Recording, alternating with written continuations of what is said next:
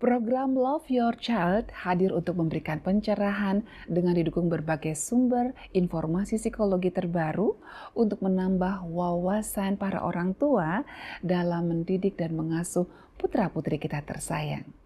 Jangan lupa untuk subscribe YouTube channel Love Your Child dan nyalakan notifikasinya.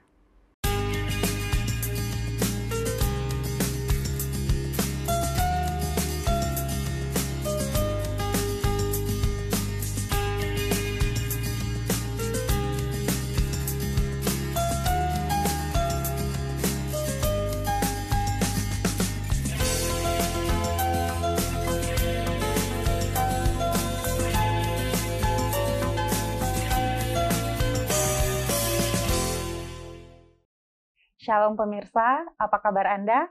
Apa kabar anak dan keluarga Anda? Saat ini kembali kita bertemu dalam satu program Love Your Child. Satu program yang mengajak untuk kita bisa mendidik anak kita, untuk kita bisa mengasihi anak kita menjadi generasi yang lebih baik. Saat ini kita akan membahas satu topik, yaitu apakah anak kita terlambat bicara? Dengan ditemani oleh narasumber saat ini yang sudah hadir bersama-sama dengan kita di Studio Hope Channel, yaitu Ibu Helena Valentina. Halo Bu Jelly. Shalom, Ibu Helena. Aduh, senang sekali ketemu lagi kita ya. Ibu Helena ini seperti yang sudah kita ketahui merupakan psikolog dan juga merupakan praktisi dalam bidang pendidikan.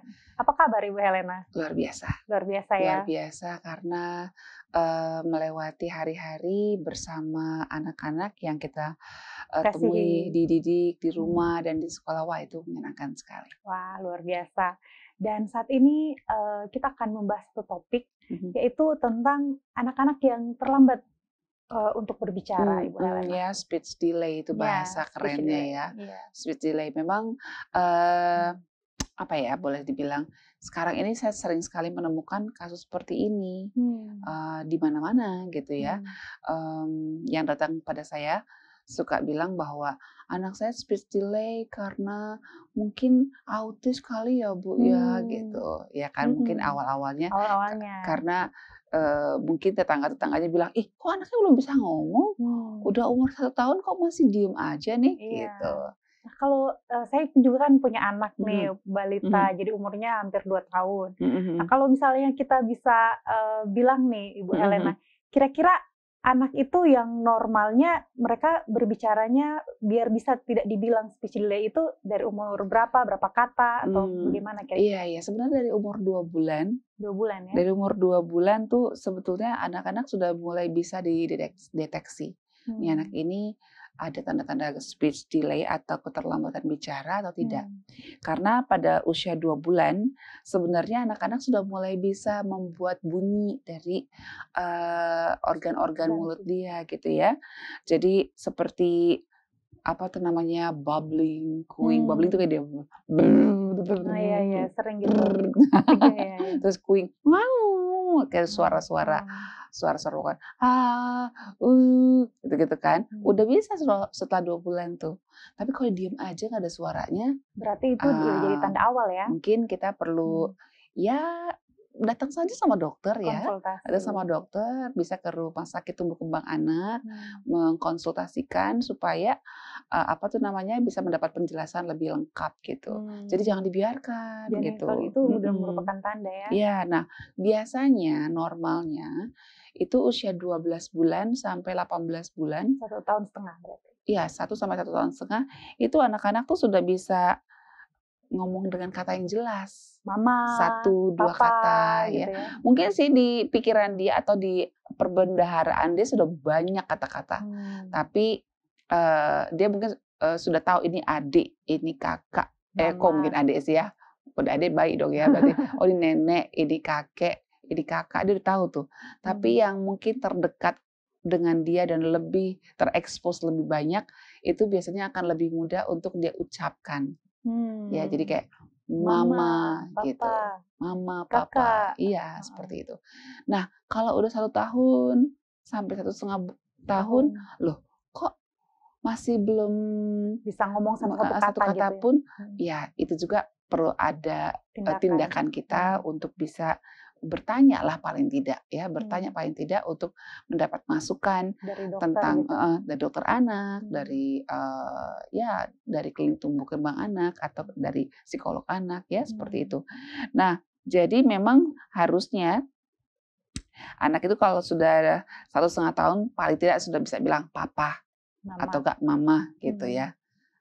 Kalau papanya lebih sering sama dia, mamanya mungkin bekerja, papanya lebih sering, biasanya sih bisa juga terjadi papa duluan tuh, ya kan.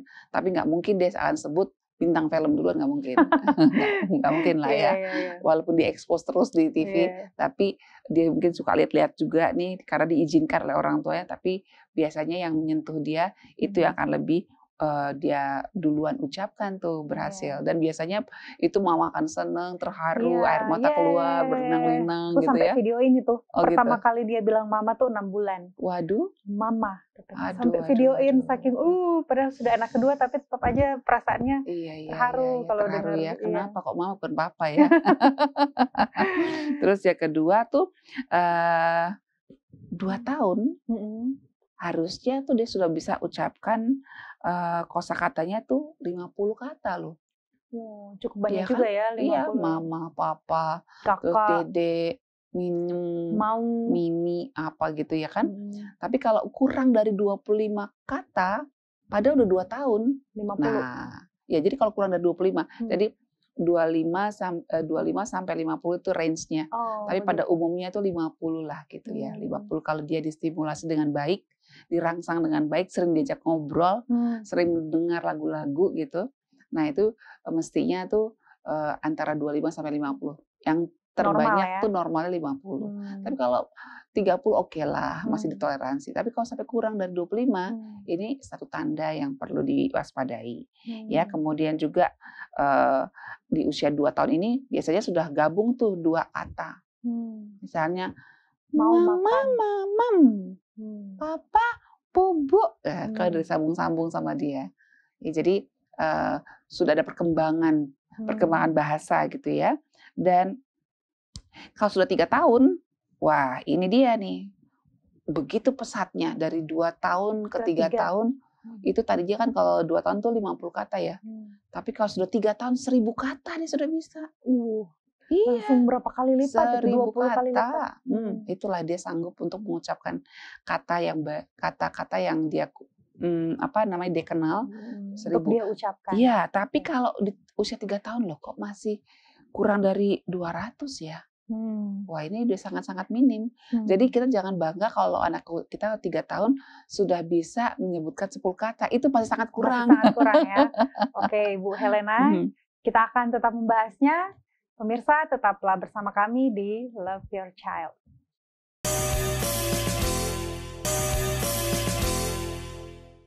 Kembali lagi kita di Love Your Child. Kita masih membahas seputar tentang anak yang terlambat berbicara. Tadi Ibu Helena sudah menyampaikan beberapa faktor kenapa anak bisa terlambat berbicara. Nah, mungkin ada lagi Ibu Helena? Faktornya nanti kita akan bahas setelah ini. Oh iya. Tapi ini ciri-cirinya ya kan? Ciri-cirinya. Jadi dari mulai umur 2 bulan ya kita sudah mulai bisa kenali. Lalu 2 tahun minimal 50 kata. Tapi kalau kurang dari 25 itu perlu ada tindakan khusus. Ya, perlu ada ada perhatian lah dari orang tua ya. Mungkin tindakan kita tidak tahu seperti apa, tergantung dari kondisinya. Konsultasi itu perlu. Karena lebih cepat diatasi lebih baik ya. Lalu 3 tahun dia akan melesat sampai 1000 kata. Bahkan anak itu sudah mulai bisa bertanya, "Papa mau ke mana?" Nah, ya kan? Terus kok hujan misalnya seperti itu, dia sudah mulai bisa menirukan dan bertanya, menirukan apa yang dia dengar dari sekitarnya, dan dia sudah mulai bisa menyebutkan namanya sendiri, ya kan, nama temennya atau gurunya yang mengajar di kelasnya, kan 3 tahun sudah ada kelas playgroup misalnya ya. Nah kemudian juga kalau sudah naik di kelas umur TKA atau usia 4 tahun, itu dia sudah bisa mengenal lawan kata loh. Jadi kalau panjang pendek, gelap, terang, kayak seperti itu. Kemudian kalau kita lihat, loh kok anak saya 4 tahun belum bisa mengulang kata yang tadi dia ucapkan. Nah, jangan-jangan ada sesuatu nih. Tadi dia ngomong kan, coba ulangi lagi, nggak bisa. Wah, ini perlu perhatian karena memang ada berbagai jenis gangguan dalam bicara. Macam-macam penyebabnya. Jadi itu kalau itu ciri-cirinya yang kita udah kenal ya, kita kalau kita udah dengar tadi dari umur 2 bulan, terus selanjutnya 1 tahun sampai 1,5 tahun, 2 tahun, bahkan 4-5 tahun. Nah, kita berarti kalau kurang dari itu, kita lebih baik konsultasi kepada dokter ya. Nah, kalau itu kita udah lihat ciri-cirinya. Sekarang apa sih penyebab? Ya, minimum ada 5 sih. Ada 5 penyebab. Mungkin juga ada tambahan lagi yang lain yang saya tahu ada 5 hal yang bisa menyebabkan gangguan bicara atau speech delay, keterlambatan bicara maksud saya. Yang pertama adalah ya memiliki masalah nih. Masalah di mana? Di lidah dan langit-langit mulut di bagian atasnya itu.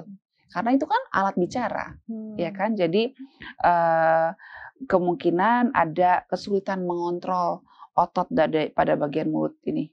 Lidah. Mengontrol otot dan bagian mulut ketika bicara. Jadi bibir, lidah, rahang mungkin susah bergerak, ya kan? Susah banget suruh bergerak, ya susah sekali. Dan ini biasanya juga dibarengi dengan kesulitan bergerak yang lain. Motorik yang lain seperti saat makan mungkin dia susah banget ngunyah ya sering mulutnya mungkin terdiam gitu, lalu bergeraknya kok seperti tidak bisa konsisten dan seterusnya. Nah, ini perlu diperhatikan. Jadi kok susah mengunyah ya, kok anak saya kalau makan kok kayaknya masalah banget deh gitu. Nah, ini perlu dicek ya. Kemudian yang kedua adalah mungkin dia susah mengontrol gerakan misalnya ada karena dia mungkin pernah trauma pada bagian lobus parietal di otaknya ya. Kemudian juga karena mungkin otot di sekitar mulut ini melemah. Ya kan? Terus koordinasinya susah. Mungkin dia mau ngomong apa tapi kok yang terucap apa gitu ya. Terus kesulitan untuk mengarahkan dan mengkoordinasikan gerakan otot. Dia mungkin mau kamu gerakin ke sini dong, tapi kok malah yang lain. Iya, seperti itu. Lalu juga ada yang disebut dengan apraksia. Apraksia ini gangguan saraf ini. Gangguan neurologis yang mempengaruhi kemampuan untuk mengendalikan gerakan. Jadi gerakan kita kan dikontrol oleh syaraf, ya kan, oleh syaraf kita ya yang berhubungan dengan otak. Jadi kalau gerakan kita mungkin kurang baik, bisa jadi ada masalah dengan neurologis kita, itu perlu dicek. Dan yang ketiga adalah gangguan pendengaran nih. Itu juga bisa ya. Telinga. Jadi kalau mungkin anak suka suka berenang gitu ya. Terus mungkin ada kemasukan sesuatu harus segera dibersihkan. Kemudian juga ya orang tua, terutama anak-anak yang masih balita ini perlu dipantau kesehatan telinganya. Mungkin sih lebih baik setahun sekali ke dokter THT, dicek apakah telinga anak saya aman gitu kan. Jadi jangan sampai nanti ada masalah pendengaran. Karena apa? Speech delay ini bisa juga disebabkan karena masalah pendengaran. Gimana dia mau bicara kalau dia nggak dengar? Iya. Mungkin juga ada infeksi, ya kan? Atau juga karena ada ya gangguan-gangguan yang lain yang kita nggak tahu. Dia makanya perlu diperiksa oleh audiolog, ya, ahli dalam bidang itu. Dan yang keempat adalah kondisi mulut yang tidak sempurna. Bisa juga karena langit-langit mulut yang sumbing. Itu ya, juga berpengaruh. Atau kondisi frenulum yang pendek. Frenulum itu adalah yang menghubungkan antara lidah dengan dengan bagian mulut bawah, ya kan? Jadi kalau menemukan hal ini dokter anak bisa tindakan lebih lanjut ya. Biasanya akan dokter gigi.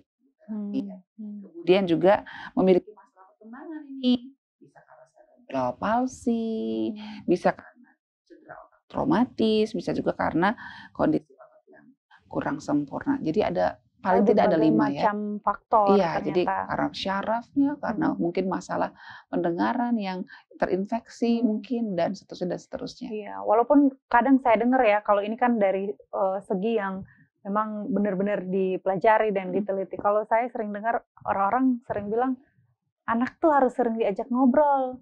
Kalau tidak sering diajak ngobrol, katanya dia nanti terlambat bicara. Karena ngobrol itu kan stimulasi, rangsangan kan. Ketika kita ngomong sama dia, apalagi bertanya ya, mana hidungnya? Ini.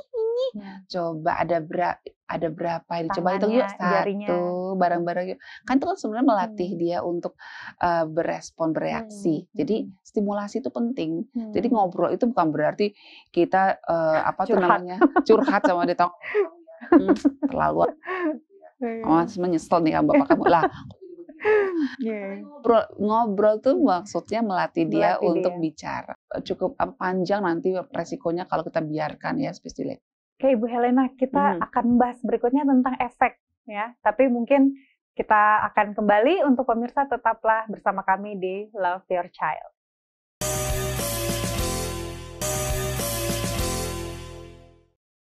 Pemirsa Hope Channel masih bersama kami di Love Your Child, dan kita masih membahas seputar tentang anak yang mengalami terlambat dalam berbicara. Nah, tadi kita sudah bahas beberapa hal.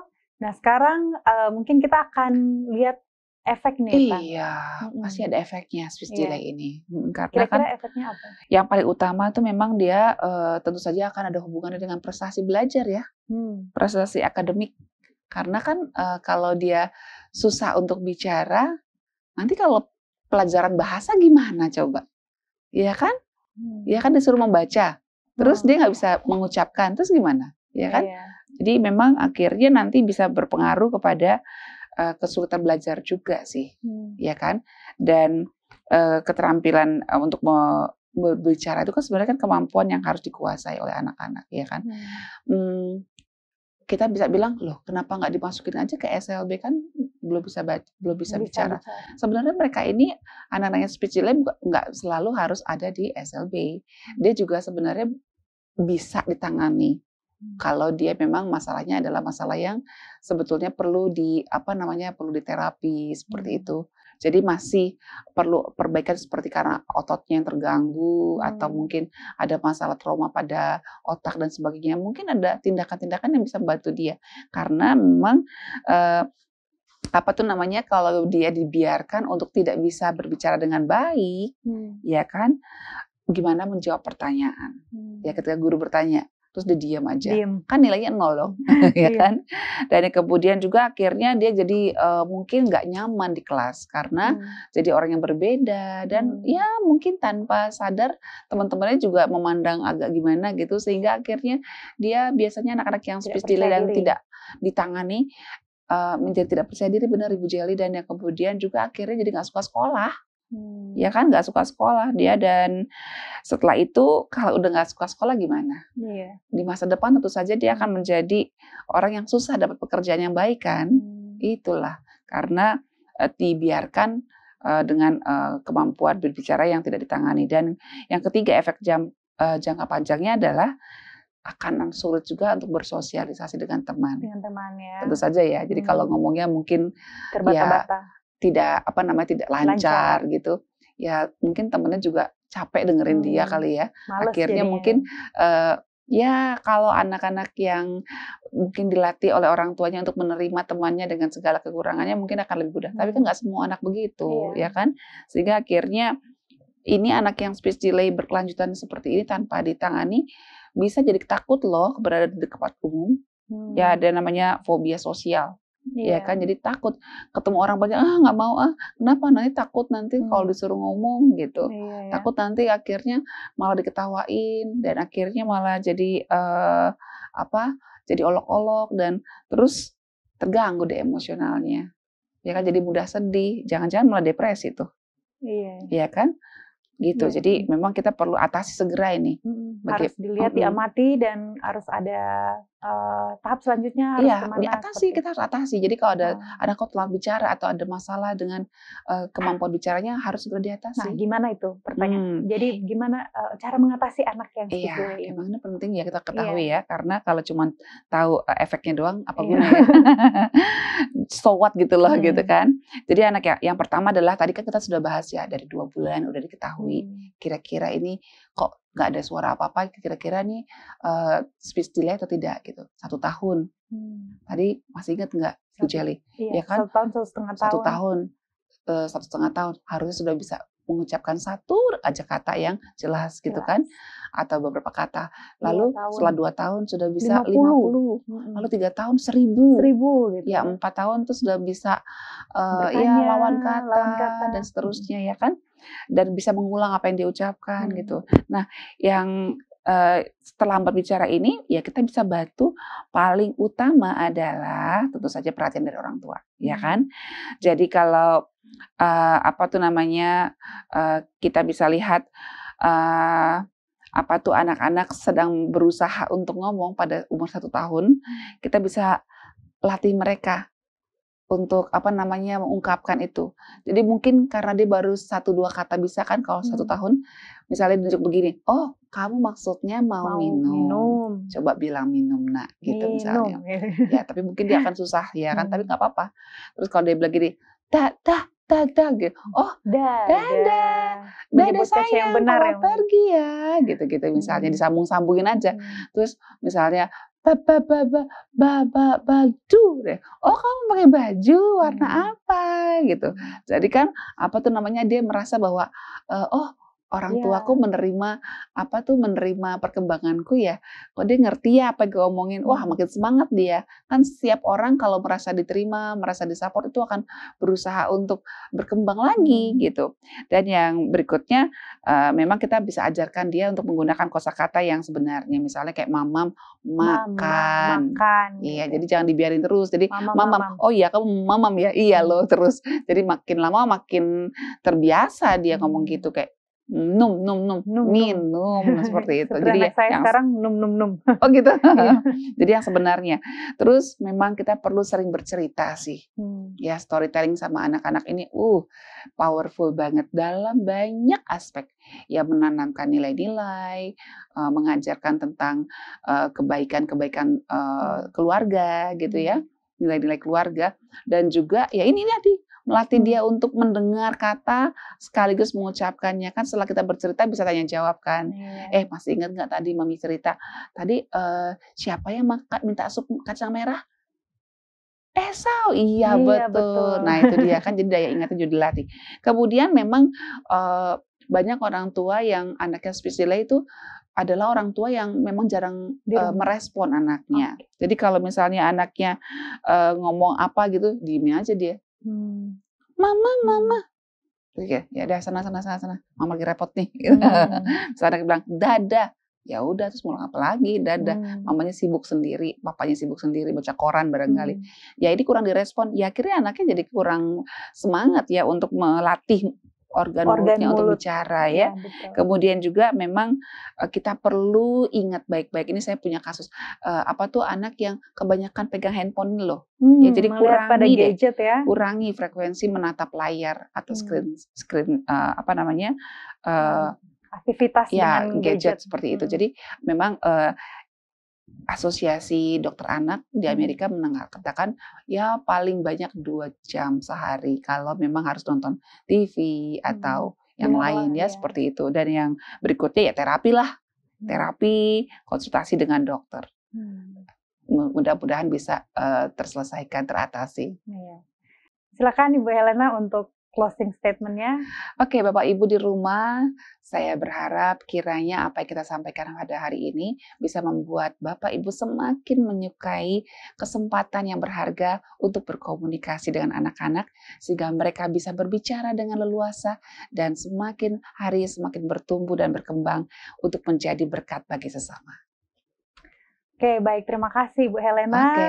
Terima kasih juga untuk pemirsa yang sudah menyaksikan episode Love Your Child kali ini. Tetaplah bersama kami di episode selanjutnya. Terima kasih dan Tuhan memberkati. Sampai ketemu lagi buat semuanya.